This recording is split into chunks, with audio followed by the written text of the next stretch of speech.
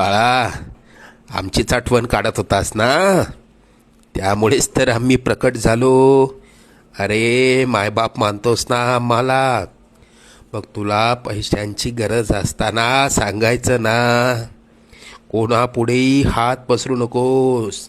लोक 2-4 हजारांची मदत करतीलही, पण तुझ्या मागे सर्वांना तुझी मजबुरी हसत सांगतील. आता तुला कोणापुढे हात पसरण्याची वेळच येणार नाही. तू आजपर्यंत भरपूर दुःख सहन केलंस. लवकरच तुझ्या रडक्या भाग्यात सुखाचे दिवस येतील. तुझ्या मनात असलेली इच्छा पूर्ण होऊन अक्कलकोटला पेढे घेऊन येणं होईल. येशील ना आम्हाला भेटायला अक्कलकोटला? सगळं मनासारखं होईल. निश्चिंत राहा.